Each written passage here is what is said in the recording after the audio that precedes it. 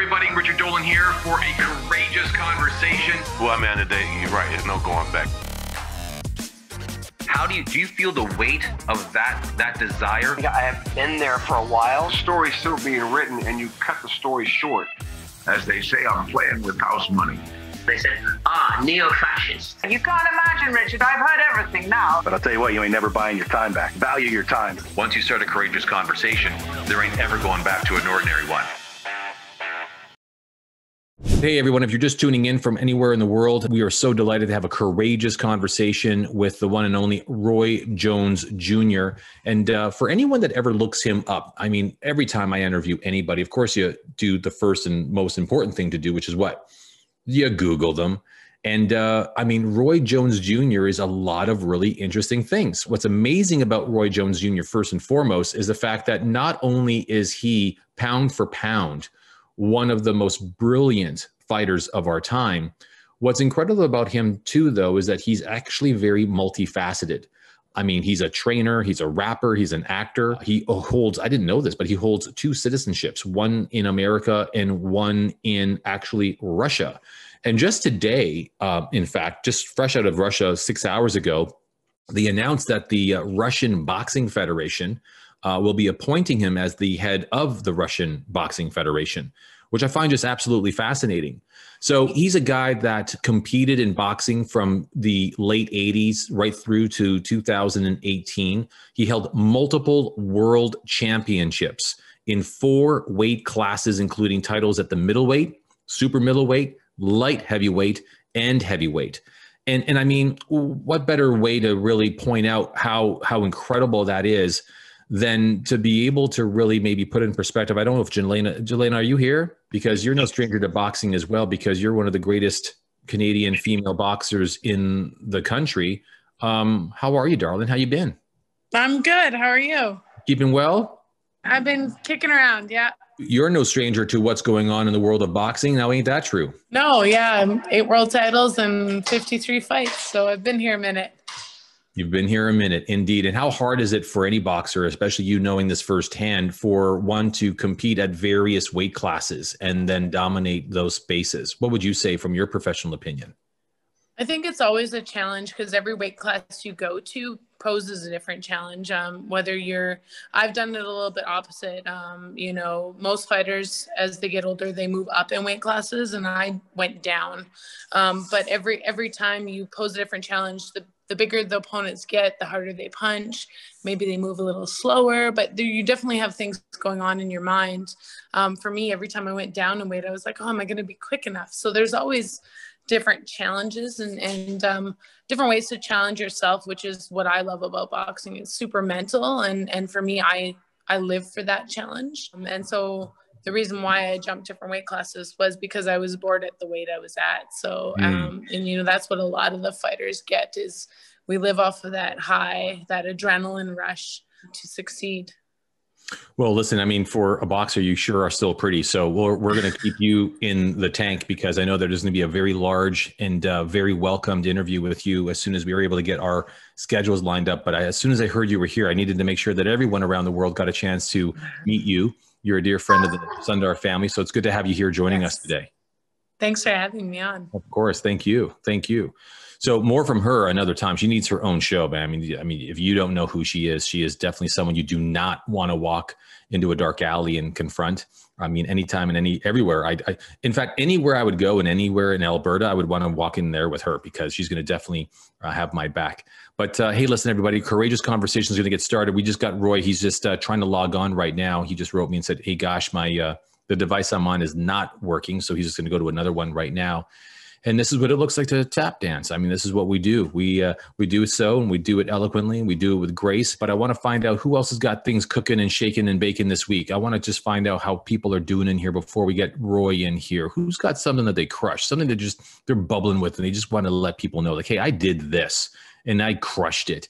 And I just wanted to share that with people because my family doesn't return my phone calls, and I don't want to call anybody really in my family right now. Let's take a look. Go ahead, Suzanne. You're live. Go ahead, darling. So following up with yesterday's conversation, you're talking about coaches being coaching. And in my own business world, it was funny. I've been implementing a structure to work with. I'm in the insurance business. and looking at taking over another agency. And it was great for me now to be the implementer of what we were doing, and how when you apply the coaching and again reapply the coaching, and it just, you grow so much more by being able to take it to the next level. And thank you for not always being so perfect and allowing us not to be so perfect, because it allows us to grow and expand as well.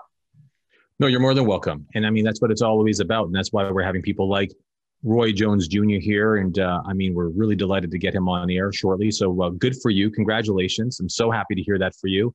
And without much further ado, I do want to, in fact, just call to attention that we do have the champ in the house. He's here incognito. I just had him a moment. There he is. I'm going to come up there and unmute you, sir. There's the man. I mean, we've got our friends from Google here. We've got our friends from Braun Studios here. And you've got an audience from around the world, Mr. Roy Jones Jr. Everyone give him some love. Give him some applause. Give him some welcoming. How are you, good sir? How you been keeping? I'm doing good, my brother. How you doing? I'm doing good, man. You look like you're cozy and just chilling. It looks like you're home. Just taking it easy. You know how it goes. I know how it goes. Well, you've been keeping well, but at the same time, you've got an audience from around the world. You've got folks from Canada here, champ. You've got people from all across America. You've got people in parts of Germany, England, Scotland. Dubai is in the house. Israel is in the house. You've got lots of people around the world just wanting to check in live to check and see how you're doing. And first and foremost, we all couldn't help but notice a little fight that broke the records and rewrote the history books, that your name was splashed all across the lines, the paragraphs, and the chapters of such a thing. What was that like for you to come on back from retirement, from coasting into a comfortable life of being a rapper, a musician, you're a writer, you're a businessman, you're so many things. What was that all like for you, my friend? Well, it was something that was on my bucket list. You know, when I won the world heavyweight title back in 2003, Mike Tyson was the only other heavyweight that I really would have fought. He was the only other heavyweight that I wanted to fight. I didn't get the opportunity then. So now sitting around at 51 years old, I'm like, they're like, Mike want to fight you in the exhibition.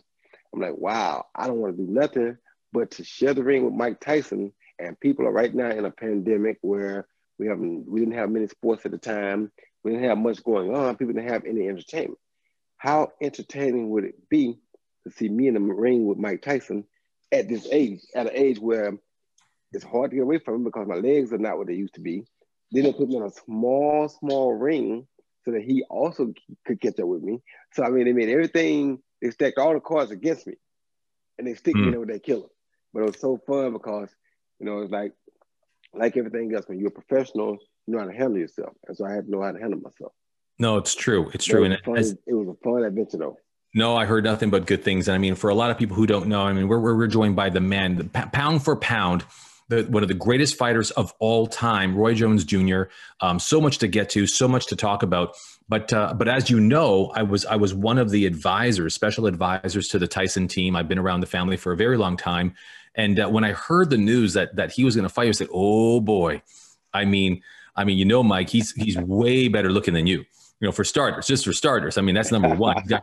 He's like, "Oh, stop, man! You ain't got you got bad eyesight." He would say to me. But it was said that you were not only more athletic, but you actually trained immensely. Why don't you share with our friends around the world what your training looked like? What kind of shifts and changes you made in your life at that stage in your life to come back, to recondition yourself, to get yourself boxing ready? Well, I had to do certain things. Some things a little different than I had used to do in the past. I used to be able to play basketball and train to help get my cardio up and do the things I wanted to do. Now, because of the knees, I had to completely eliminate basketball. Because of how I play basketball, I'd never been able to continue with the fight. Then I thought we were going to fight within 6 weeks of when I started training, which was July. They said we were going to fight September 12th. So I started in July, but it gave me August, September, then, you know, we fight. After I got started, right at the end of it, they said, no, we got to push it back to November. I remember that. Really that was tough. I'm already changed everything. Yes. You had some good strides. Yeah. Yes. I'm thinking I'm in good shape. I'm peaking right on time for September 12th. Now I got to push it way back to November. So you got to change the whole way you're doing training camp. Man, it was the craziest thing and one of the roughest things I ever did. But you know what? I felt like the world needed that entertainment. The world wanted to see that. Of course, you're not getting the type of money you want to get from it. It's not even about money because you're not getting money for it. They're going to mess you out of all the money. But because the world is in such a bad place right now, everybody's down with these masks and all the other foolishness going on. I was like, to sacrifice what you do, to sacrifice my own comfort zone for the rest of the world, I'd be crazy not to do that. So I did. Now, one of the things that, you don't know who we're talking to. This is Roy Jones Jr. One of the coolest things that we're working on, I'm going to leave till later because it's actually quite amazing that his name has become an incredible household name. There's talk about him in Hollywood. There's talk about him on Wall Street. So I'll get to that later on. But before I do, back to you, Roy. When anyone investigates and researches, Googles, if it were, to find out more about who Roy Jones is and who Roy Jones Jr. came to be and where was he actually, in fact, born out of, man, you had a really tough upbringing. And I've often said myself to many people across various broadcast channels that I had a tough. Boy, you, my friend, had it tough. In fact, if you look under tough in the dictionary, Webster's dictionary, this guy's picture's right there. Tough. I got it tough. I got it bad, and I got it good. Talk to us, my friend. How did that upbringing of yours really turn who you are into what you are? A tough upbringing, but at the same time, it built me and prepared me for what I was going to face down the line. They always say that God prepares you for what's going to be in store for your life down the line. That tough upbringing made me be the person that I was. That tough upbringing helped me be able to come back after being robbed of an Olympic gold medal in 1988 and get back on top of the world to prove that I was the best boxer, not only just at the 1988 Olympics, but period. That tough upbringing also helped me bounce back from when I got disqualified in my first loss. My first loss, people don't understand, I'd have been 50 and a long time ago. My first loss was a disqualification. In the same state that Riddick Bowe hit Jesse Ferguson twice while he was down. Vinny Pazienza hit Dana Rosenblatt and the referee in the same fight, and neither of those guys got disqualified because one was from New York and one was from Rhode Island, which are both up north. But me, the guy from Florida, from down south, the referee don't say stop. I tap the guy, the referee don't say nothing. I tap him again. He fakes like he's out. They disqualified me. And I'm like, one of the nicest people ever. I mean, I was the guy that said, ref, don't let me hit him no more. Ref like, nah, you got to do what you got to do. Okay. Well, they didn't see me hold my hands out several times. I said, okay, I don't want to do this, but if you insist, and then I have to do it. 100%. I'm that person. 100%. Hey, listen. I'm the person that don't want to hurt nobody. He knocked me and y'all once. want to disqualify me? Yeah, he knocked me. I thought you were Canadian. Disqualify me? You said sorry all the time. You always say sorry, right? Exactly. And you're going to disqualify me? You really, and like I said, it's so bad that if you go back and look at the fight, my coach was complaining to the referee about how much Montiel was cheating. I said, no, leave him alone. Let him do what he got to do. Let him do what he got to do to survive. He's going to quit after this next round. Trust me. Let him go. Do not bother him. When he went down, I hadn't hit him yet. He's just quitting. So I can't walk away. He's 5'8". I don't really know that he's down. I don't know really what's going on. So I tap him, and I'm waiting for the referee to say, stop. The referee never said nothing. So I tap him again. Then he fakes like he's out. But the second time, I had to show what it would look like if I hit him for real, and he was out for real. The second time you see him nose down into the mud, now you see what'll happen if I hit you for real. That fake you did, that wasn't real. With that being said, like I said, for me to be able to bounce back off of all that, including off of the losses I got later in my career, to bounce back and keep going forward, it took that tough upbringing to make me be willing to bite down when times get hard and go even harder. So at 51, when I thought it was all over, they said, Mike said he want to do an exhibition. Guess what I got to go do again? I got to go bite down again because I'm not used to getting up in the morning going running anymore. My knees tell me I can't do none of that like I used to do it. Your body is not the same. Everything is against you now.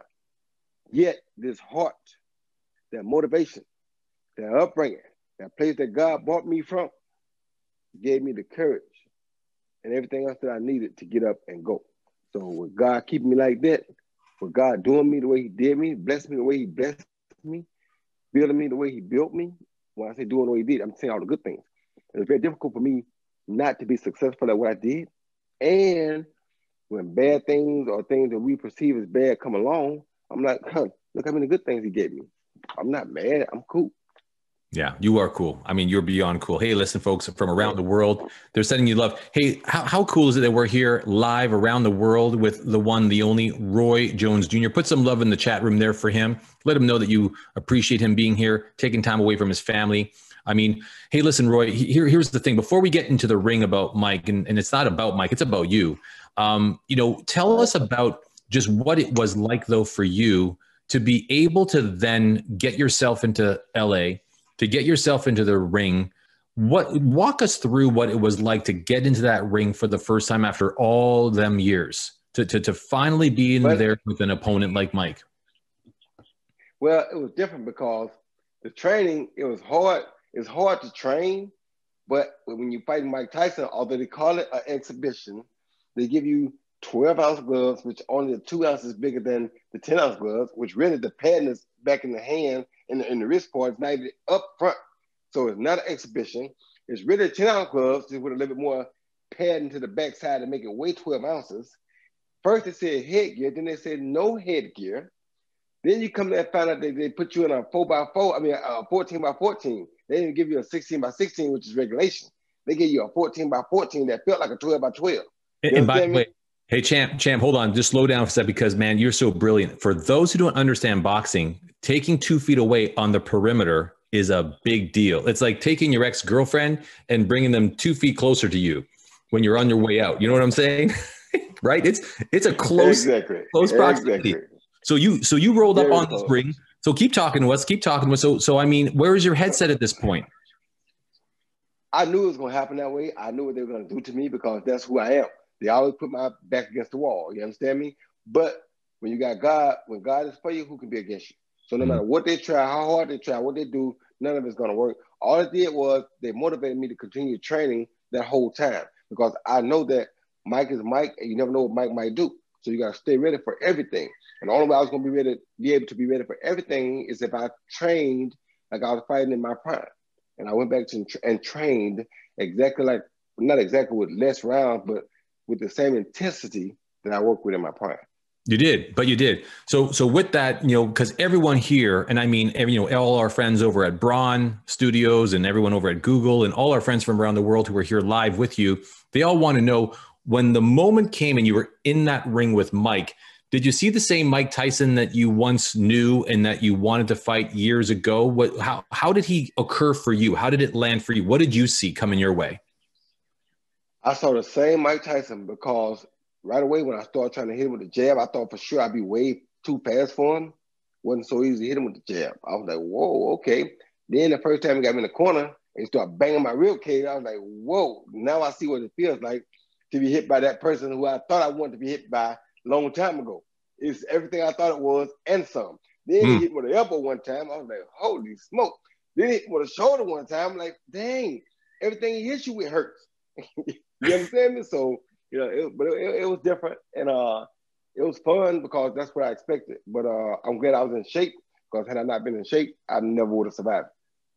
And for you at the moment, did you feel like you altered your approach? Did you feel like your mind needed to shift gears? Was there anything about you that needed to step up or get out of the way because you went the distance? I mean, both of you went the distance. Yep. I mean, yes, what had to change for you? I had to change my approach because usually I'm the bully in the ring. Even when I'm not the guy that's supposed to win, I'm still the bully because we're the same size. And if anybody in my ring the same size as me, I'm the bully. But when you fight somebody like Mike Tyson, who's much bigger than you, and he came probably from 300 to make 220, you come from 160, now making 210, it's a big difference. And a key moment for me was, our goal was to drive, to every time we get close, time up and push him backwards, right? By the third time I tied him up and pushed him backwards, he picked me up like a little rag doll and set me around the corner himself and put me back down. I said, holy cow. So much for backing him up. You understand me? Right. So, but for the first time, but like I said, I knew this coming in that for once in my life, I can't be the bully in the ring. I got to be the smart guy in the ring. I got to be the rabbit in the race. I can't be the toad. I can't be the strong guy because that's not me right now. And I'm not never really a strong guy, but I'm usually so smart and so on top of things that I can fight however I want to fight. And they usually can't deal with me because I'm used to being in charge. But that night, I had to be very smart about it. Hey, Champ, tell me, man, what was it like though to be fighting in that ring when, in essence, with the exception of our friends like Snoop and Sugar was over there, but there was no real audience. And there's a big impact when you have a live audience roaring for, thousands of seats into the rafters. Do you feel that played against you or for you? I think it played against me in a sense, but the only thing different was that it was so silent. It wasn't as loud as you used to hearing it. So I could hear everything that Sugar Ray and Sugar Ray and Snoop Dogg was saying while they was saying it, because it wasn't a lot of noise in there. So it played a different role, but it's always better for me to have the fans because I like to perform for the fans. But when you got Mike Tyson in front of you, it's like you got to survive. So you better perform and you better do your best, or you're going to end up laid out on the floor with your ear bit off. You feel me? So you better have it together when you go in there. Yeah, no, I got it. Listen, in the world of performance psychology, they call that the audience effect. So some teams, some players, some legends like Roy, I mean, they play towards that. But for some people, it plays against it. Hey, listen, if you're just tuning in from around the world, I mean, you're getting a lot of love here from, again, Scotland, UK, Australia's in the house. New Zealand says hello. We've got people from across the states. Hey, Champ, tell me, would you be open to a couple of questions live and from people around the world? You cool with that? Most definitely. Let me tell you one thing about me. And I'm telling all y'all that's listening about me. I'm the coolest person that people will ever meet. I started boxing because of Muhammad Ali. Muhammad Ali didn't care about nobody's race, nobody's religion, nobody's nothing. He was friendly, loving, and kind to all. That's how I live. So, of course, my time is of the essence because I do have things I have to do, but I would definitely take some questions from people because that's who I am. No, I appreciate that, man. I know that we're already about maybe 15 minutes away from our end. So I want to make sure that I do manage your time. I know that your wife is probably within listening shot saying, yeah, you got to get to dinner here. We got things for you to do. So, hey, listen, guys, I want to just get on up here. Keith UT, all the way in from Alberta. Let me take a look and see where you are. Can't find you, so I'm going to have to move over here. Stephen Druth, I'm going to come up over to you. Miami, Florida. I'm unmuting you. You've got the Champ live, Roy Jones Jr. Go ahead, buddy. Rich, thank you for putting this together. And Champ, kudos for your fight with Mike. And thank you for being here. But I actually want to go way back. You mentioned in the Seoul Olympics that after that fight, you had something to prove to the world. And being somebody who watched it back in the day, the world knows you won that fight. Were you trying to prove something maybe to yourself and see something that we all saw? And how do you think that fight actually changed the trajectory of your life? Because you won. It was clear. That fight made me feel like that I got a silver medal, but I deserved a gold medal. Absolutely. And I wanted to quit. But when I got back to Pensacola, I saw the fan support I had, even in the United States period. Then when I saw my little guys at the gym that were under me, that boxed, when I saw their eyes, they couldn't believe that I said I was going to stop. I was going to quit. They knew quit wasn't in me. So right when I saw their faces, I knew that was going to be a professional boxing career. So when I turned pro with the intent of having something to prove, because God knew how to turn me on high. The way to turn me on high is to take and put me in a bad situation, which really wasn't a bad situation. This is how great God is. God takes the worst situation that we think it is and turns it into the best situation of our life. He took that worst situation, which I thought for sure that was the worst thing that had ever possibly happened to me, and he turned around and made me use that as fuel to prove who I really was as a professional boxer. And for that being the case, I think that was the absolute best thing that could have happened to me, because to top it all off, they also gave me the Bell Barker Cup, which says I was the best boxer at the Olympics. But they don't know. They did something else with the gold medal. Thanks so much. We appreciate you. I'm heading on up here. I got Louis coming in from Toronto, Ontario, Canada. What's up, Louis? You got Roy Jones Jr. here, my friend. Thank you very much, Richard. Hey, Roy. And how are you? Thanks for your time. Good. Listen, I want to talk to you about self-talk. Before your matches, how are you mentally preparing yourself for your opponents? I talk to myself a lot. I envision and play the fights back through my head several times. But the biggest thing about self-talk is you must paint a picture. You have to create a vision, a visual vision of what you want to see yourself as in that ring. If you can't see yourself in that ring as that visual that you put in your head, then you're not going to ever accomplish anything. When you paint that vision in your head, this is what I want to look like. This is how I want to look. Then that gives you your start. Because if you have any faith in God, then God gonna outdo you every time, gonna magnify way better than you ever could have believed it to be. But you have to have a start in your head because God helps those who help themselves. You got to play that thing back over and over and over in your brain. Okay. Every night sometimes. I'm thinking about different things I'm gonna do. Because when I do that, I go in the ring with a whole Rolodex full of things that I think I may want to try. But when I get there sometimes, God gives me something else. I love it, man. Lou, I think he gave it to you straight up, man. Good stuff. Good stuff. I got Michael Neal coming on in. Hey, Michael Neal, you've got the champ right here, pound for pound, Superman, live right here worldwide. Go ahead, Mike.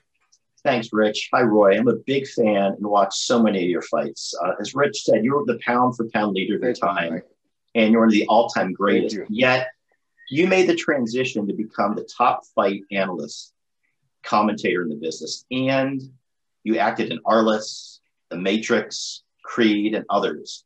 What, if any, were the personal challenges you had to make to overcome these difficult transitions? And was there anything you had to overcome to be successful in almost everything that you've done? No, there's nothing that I had to overcome. The biggest thing you have to overcome is the fear of not knowing.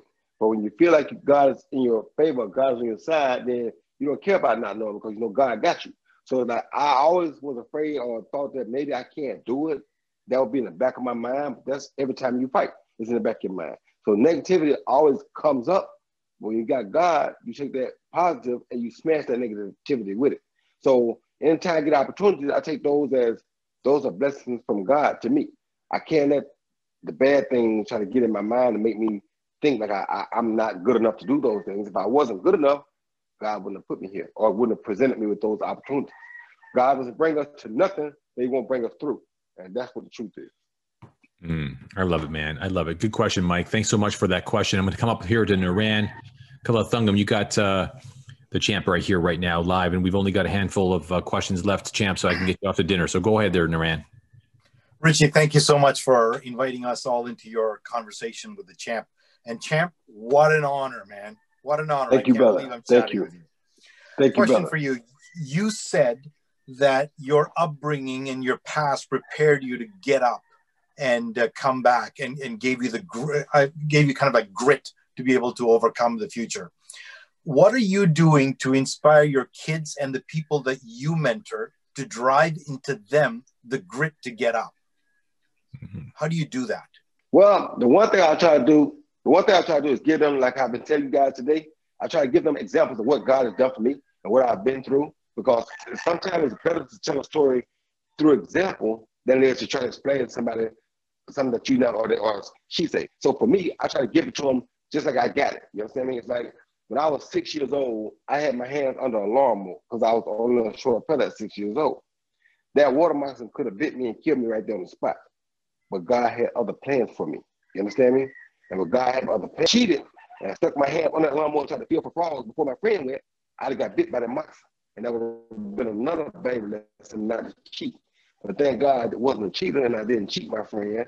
It was his turn to go first, so I picked it more up like I was supposed to. Things like that happened to me at times when I really didn't know much about who. No, you got that, champ. What I just did, by the way, just so you know, when we got it, I just turned off your video only because your signal's struggling, likely because someone's either playing Fortnite or downloading a movie for tonight for you. So either way, your signal's getting stressed. But I just turned off the video for a little bit for it to regather itself. So I hope that worked out for all you guys.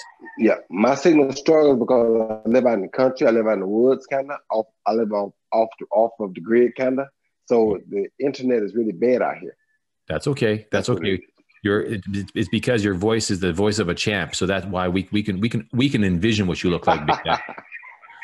Thank you, brother. But hey, listen, as we begin to wind down, we've got time to just for let's say one or maybe two more questions. What do you think, champ? One or two? Let's give him two. Let's give him two. I'm going to go on up here to Keith. Keith UT, I called you out earlier, Ron, and I didn't find you, so I owe you an opportunity to speak with the champ. Go ahead, my friend. Hey, Roy, a pleasure to have you on this call here. And I wanted to ask you, you mentioned when you were training as a boxer, how you cross-trained to make yourself the best you could be and perform at a high level. When you stepped out of the ring and you went into the other realms of your life to be a high performer, what things did you do to cross-train, to transition into those realms to help you be a high performer in that new you? Well, I challenge myself and I do things like I read more of the Bible now. I read things to try to be able to comprehend and learn more words and to broaden your vocabulary. So when you do things like that, it helps you when you get in front of those microphones and have to talk to people. So also to stop and I speak, I do a lot of public speaking. Doing public speaking, it also gives me practice at being able to speak so that people can understand me and understand that I'm not talking to my kids or my family or my friends every single day. So you have to go out of your norm to speak in places where people don't know you. So if you don't speak the right or the correct way, they won't understand what you're saying. If I talk fast like I normally talk, you probably wouldn't understand me now. But because I go put myself in those adverse situations to where I'm forced to slow down so that everybody can understand what I'm saying, that prepares me for those things that I went and did outside of the boxing ring. Well, that sounds like something we just heard about an hour ago, Richie. That's right. It's fun. It's funny, Champ. Thanks so much for that question, Keith. But one of the things that you know about me because of all the people I've coached and worked with is I always say that if you want to be the best at anything, don't get coached, become the coach. That's right. Don't get trained in speaking, go become a speaker. And Champ, there's one thing about you, man. Everything you've done and everything that you're doing is likely because you're like, look, if I got to learn how to be a broadcaster, I don't want to learn how to speak. I'm going to become a broadcaster and I will speak. Exactly. You know what I'm saying? Okay, we got one more because that's what the champ said we got time for, and it's going all the way to Stuttgart, Germany. We've got Yusuf here. Yusuf, you've got the champ right here, right now, live. Go ahead, buddy. It is a really, really great honor to meet you. So as someone who's found his passion in fighting, I would love to ask you, how did it feel like to win your first world title when your work finally paid off? Man, that was the best. That was one of the best feelings of all. That's finally the first time I tried to relax after I turned professional, because once I turned professional, I was not going to be able to relax until I became a world champion, because being a professional boxer was not good enough for me. I have to be a world champion or it did me no good to become a professional boxer. So at that moment, I felt like I had accomplished one of the things that I wanted to accomplish in my life outside of winning that gold medal that they took from me. Becoming a world champion also solidified something else that I had planned to do in my life. So that was one of the greatest feelings of all time. The only problem I have is every time I accomplish one thing, I go and set another goal because I don't know how to stop. That's my man. Thank you so much. That's my man. And you're welcome, my friend, all the way in from Stuttgart, Germany. I just requested for you to click on there to make sure that you come on back on the video. Okay. I want to make sure I talk to you, and for folks who are here, I promised. Go ahead, my friend. Go ahead. I want to say one more thing. Please, of course. This is your call. Please can you get one lady question, because I got not one question from a woman just now. So are there any women that have a question in there? Look at we you. Get not one question from a female. So we got to be fair here. That 100%. You are right. You are right. I'd say I go to this guy up here named Kyle Guthrow, but he certainly is not qualified as a woman up there. So come on, ladies. The champ right here. I mean, it's not every day you get to speak with, be with, join live in his living room, in his home, off the grid, I might add, to chat with a world champion at every single level. I'm coming up to you, Marlene. Is that you or is that you? All right, I'm coming up to you, Marlene. I'm clicking. We got California coming online there, champ. So you've got Marlene. Go ahead. You got Roy Jones Jr. Right. Okay. Roy, I am so inspired by you, just because, it takes somebody very special to be a fighter, and as a girl, I don't know anything about that, but I am inspired by you because I just, I would like to know what it feels like every time you get hit, every time you're close to being injured. What did it feel like? What did it take for you to get back up and say, I'm not going to be defeated? What was that for you? What was that like? Thank you. That's a good question. That's a good question. Well done, Marlene. For me as a boxer and as a man, when you go out to box, you know that getting hit is part of the job.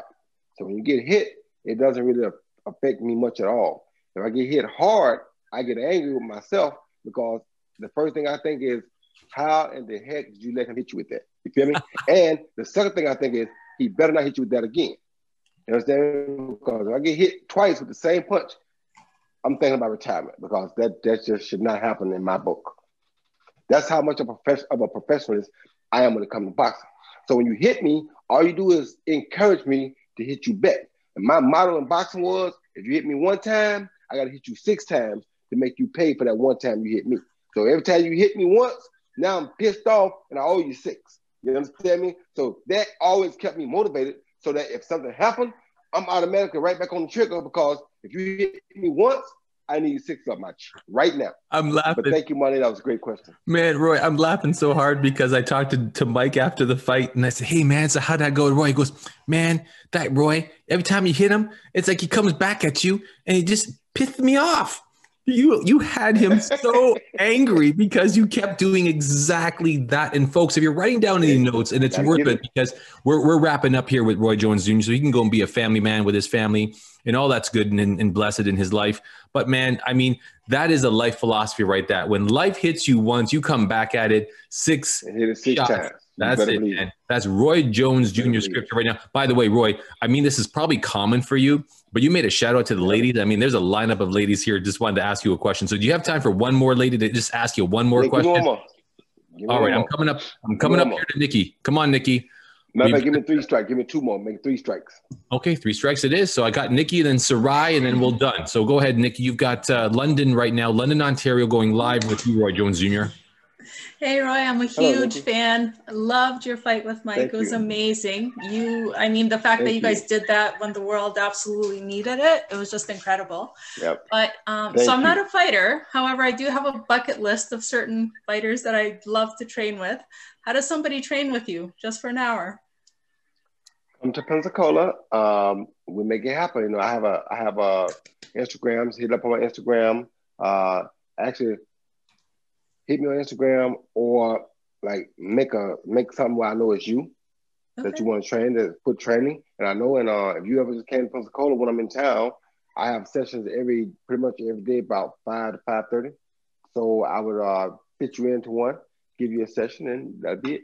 By the way, just so everyone knows around the world that's just qualified for women only. Men are not included. I'm just totally kidding. I'm teasing. Well done, Nikki. Well done. Well done. I'm getting up here to Sarai because you were the second last person in there, and Roy wanted it to make 3. So I'm coming up here. I'm sorry, Catherine, I won't be able to make it up to you, but Sarai, you've got the champ live. No, we'll get Catherine too. We'll get Catherine next time. Okay, we'll get Catherine too. So we'll get Catherine. All right, go ahead, Sarai. We'll get Catherine. Come on. I got you, brother. I appreciate you. Hi! Oh my God, this is so exciting! I can't wait to share this with my dad. I'm good. I'm in Miami. I was just working out on this call. I don't want to keep you too long, but you spoke a lot about God and your relationship with God and faith. So I'm curious. I'm going to stop the video. Sarai, I just stopped your video, so you can repeat it one more time because your signal is also a bit stressed. So can you repeat that one more time? Yeah. How did your journey with God help you be the athlete that you are, champ? My journey with God was everything about who I became. Because without God, I would have never made it through the first part of that journey that I had to take to become who I became in the later part of my life. So right away, early, like I said I spoke about the water moccasin under the lawnmower. There was a time when I was out fishing with my dad in waist high water for my dad, about chest high for me. And there were sharks swimming around my dad, who was about 10 feet in front of me. He said, "Shark," we both ran out of water. I dropped my fishing reel when I ran out of water, but I was only 5 years old. When I dropped my fishing reel, once we got back to the land and realized I dropped my fishing rod, he made me go back in the water and get my fishing rod. Water that we just saw 2 sharks circling him in. Man, that's amazing, right? No, 100%. So because that water moccasin didn't bite me, because the shark didn't come back and get me, and there are several other things that happened that I probably shouldn't be here right now, none of that happened. That's showing me that God has been protecting me for a reason. So every time I doubted going to training, doubted even living, because there were times I doubted even living, God put in my mind and said, "Listen, son, I've saved you from this, I saved you from that. If I want you dead, you've been dead already. I have plans for you. Keep your head on and let's go." That brought me really, really close to God. Look where I am today. Now, for me to tell you that, I've been knowing that since I was 12 years old. I just got in the ring with Mike Tyson at 51 years old. I'm 52 now. I had a birthday January 16th. But at 51 years old, whoever would have thought that Roy Jones Jr. and Mike Tyson would be in the ring in their 50s? Unbelievable. But the grace of God says nothing is impossible if you believe. You understand me? So you have to believe. So that believing and having that faith in God brought me all the way to where there's so many stories I can tell you. All the way down to the fact that, this is the last one I'm gonna give you though. When I was in the Olympic trials, I had a bombed out right hand. My hand was really fractured while I was in the Olympic trials. Everybody knows when there's bracketology, the number 1 team goes at the top, the number 2 team goes at the bottom. The number 1 and 2 guys were Frank Lyles and Tim Little. I couldn't beat both of them back to back, even with a light break, because my finger would not have held up. I prayed to God to put both of them in the same bracket so that I only got to beat one of them. I said, if that happens, I will definitely win this tournament. And I know that's God telling me that this is for me. When I got to the bracket, number 1 and number 2 were both in the top bracket. Number 8, Roy, the last ranked person there, was at the bottom bracket. Now, everybody knows number 1 is supposed to fight number 8 if they're on the 18th. Number 1 was up in the top bracket where number 2 was. Number 8 was down in the bracket where not number 1 nor number 2 was. That's God's way of showing me he got me. And I prayed for that. If I ain't got to fight one of them, I can win this. Because my hand will hold up for one of them. It ain't going to hold up for both of them. Everybody else there, I can beat with one hand. Huh? Now listen to what we saying. Everybody at the Olympic trials except number 1 and number 2, I can beat. Not only can I beat them, I can beat them with one hand. Hello? This is the 1988 Olympic trials. Everybody there except number 1 and number 2, I can beat with one hand. I got to be the best man there. So it happened just that way. I beat everybody I fought until I got number 1. I beat him. Then I got a week off. And I had to beat him again. But my hand swelled up so bad after the fight with him that if I had to fight again a day after that, it would not have worked, just like I knew. But I prayed to God that I didn't get put in that situation. Guess what happened? I didn't get put in that situation. And anybody knows about bracketology knows the number 1 team fights the weakest team there, or the weakest ranked team there. I was ranked number 8. I was the weakest link there. 8 of us there. I'm ranked number 8, and I'm in the opposite bracket of number 1 and number 2. Had to be the grace of God. Had to be. Either that, you smelled like shark, and no one wanted to swim with you. That's probably what it was all about, my friend. Hey, listen, you promised that one last girl. She's going to ask you that last question. We're going to wrap up because you got to get to dinner. So, Catherine, I'm coming over to you because you're talking with the single-handed greatest pound for pound Superman champion of the world, my friend Roy Jones Jr. Go ahead, Catherine. Hey, hi. Thank you, Richard. I appreciate it, and thank you. No problem, Catherine. Roy Jones Jr., my daddy. Oh my gosh. He passed away this last summer.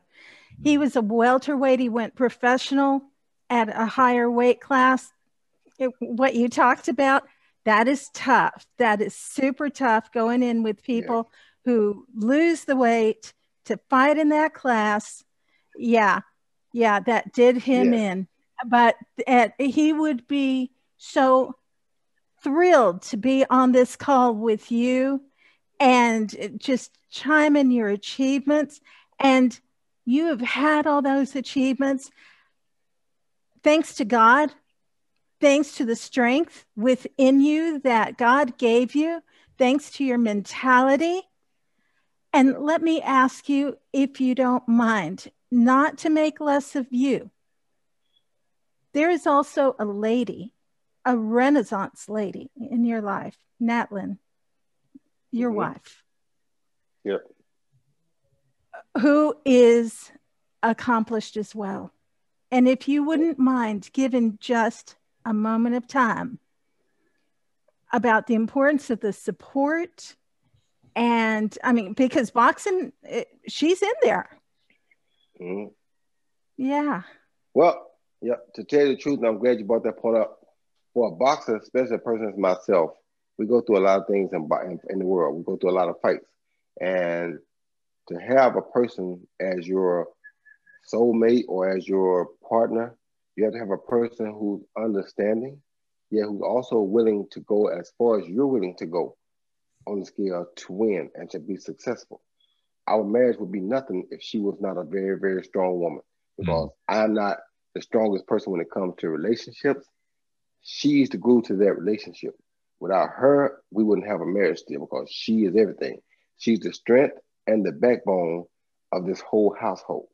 And that's why I say I would take questions from women, because women are the strength and the backbone of every really good man. If you don't have a really good woman behind you, it'll be very difficult for you to be successful or to be happy and successful. Now, don't get it wrong. There are times it gets very stressful and tough too. But anytime a lawyer, my lawyer who's just deceased maybe 2 weeks ago, once told me this. He said, no matter how rough things get in the world, I can go home and lay back up under my wife and I feel like everything is okay. And that says a lot, because every man in this world, in my opinion, and I don't go into all the stuff that they are into today about all the other craziness. I just believe that this is how life was meant to be for us. A man must have a strong woman if he wants to be happy and successful. If he doesn't have a strong woman, he'll have a very hard time having a balance in his life. But all of that starts with God first, because to get the right woman, you have to pray to God to send her your way or to send you to her. And I did exactly that. I prayed to God to send me a woman strong enough to be able to withstand all that I bring. And I'm going to bring a lot, and I still bring a lot. But I prayed I got a woman that was very strong to be able to stay by my side no matter what I brought. And that's what Miss Natalie Jones has done. And she even has a clothing line out now called She Warrior. You can go at im.shewarrior.com. It's where she's doing her active line. And she's a very, very strong woman. She's even boxing now. She's become accustomed, regular in the boxing gym, and she's accustomed to the boxing training, and she loves it now. So that has gotten even better. But in life, to me, if we don't have a strong woman, then it's going to be very difficult for us to be able to keep a strong mentality and to stay on a strong, focused path. Because when we try to do too much, as Solomon did in the Bible, when you do too much, it'll distract you from what the real prize is. But when you keep God first, you can keep everything in line. When you keep everything in line with that woman helping you, you get the best helper ever. If you have a woman helper, then you can get somewhere. So thank you, ma'am, for that question. I love it, champ. You are such a gracious man. And as we wrap up and say goodbye, you've been an incredible soul and force in not just my world, but Tyson's world. I mean, I've been in his life for now 12 years, and I hear your name all the time as a source of inspiration, as a source of an aspiring level to live from and a standard to live up to. And not just for him, but for a lot of folks. So okay, here's a special announcement, everybody. Roy and I are doing something that's really special. And for my friends who are checking in here and know this firsthand, his life story belongs on the screen. So we're already beginning to collaborate on just how to articulate it in such a way so that his legacy is left by design and not by default. He's got far too many life lessons to teach for just to be found out and discovered through some excavation. He is a brilliant man. If you all have been able to watch, and give me a thumbs up or a reaction if you agree with this, he is an incredible speaker. He's an orator. He's passionate. He's poetic. And more importantly, he's confident in the conviction he lives with and lives by. Roy, I'm delighted to call you a friend. I'm delighted to call you a partner. And as you know, we've got some really cool stuff lined up. So I want you to know that you've got my commitment to doing some magical things. I'm actually, first and foremost, happy birthday. My condolences to the passing of your counsel. But man, life's only going to get to the next chapter, and I'm grateful to be a part of authoring the next one. So for me, I want you to know it's a privilege, it's an honor, and it's only the beginning of the next chapter for all great things, Roy Jones Jr. Thank you, my brother. I just want to say thank you so much for that. Thank you for all those encouraging words. And I also want to come back on because I love talking to people. You have a really great fan base here. You have a lot of great people on here, and I see all the texts that they're sending me, and I really would love to come back and spend more time with them, speak to them again, because I love being able to communicate with people. I know that there are so many things about me that people want to know, so many things they want to just hear my opinion on. I'm a God-fearing man first, so I'm probably going to be different than a lot of these new people are, but I just got to keep it the way I live. I can't judge nobody. I'm not mad at how nobody lives. I can't judge you, but I only can give you wisdom and encouragement about the way that I live. So thank you guys for everything. I'll be more than happy to come on and talk about those type of things because, like I said, some things I don't indulge in, but what I do indulge in, I will speak about. I'm not perfect. I love what I love. I love my chickens. I love women. I love everybody. I love people, period. And that's just who I am because I'm a people person. But I just love people. So it's hard for me not to love people because that's 100%. What I am. But I 100%. Love sharing my mind. I love to speak my mind. And I don't give opinions on a lot of things because, like I said, people nowadays are so sensitive in your opinion. So I don't give a lot of opinions all the time. But when it comes to Roy, I tell you exactly how it is. That's it, man. I give you one, you give me six. So listen, you're not just a man of lessons. You're not just a man of lessons. You're not just a leader. You are a legend. And I'm grateful. I'm humbled. I'm blessed. And on behalf of everybody here, we are blessed too to have you in our time, a little bit of time that we had an hour already together. Thank you. Thank your bride for us. Let your family know we're grateful for the time that you took away from them for us. And I'm talking to your team tomorrow morning, so I'll look forward to chatting with them then. But until then, folks, I mean, we've been joined live by Roy Jones Jr., pound for pound, not just the greatest fighter of our time, but really an inspiring man who's got a life story that would inspire yours. So, Roy, from my heart to your ears, thank you. I love you. I got you. And I'll look forward to chatting with you in the morning. Thank you, brother.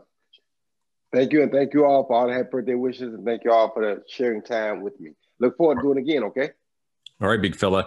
Until you see him again, he'll be on the big screen, guys. Guys, be well, be you, because anything less is just ordinary. On behalf of Braun Studios, Google Studios, and all things great, we thank Roy Jones Jr. and his family for having him here. Be well, everyone. Be safe. Be you.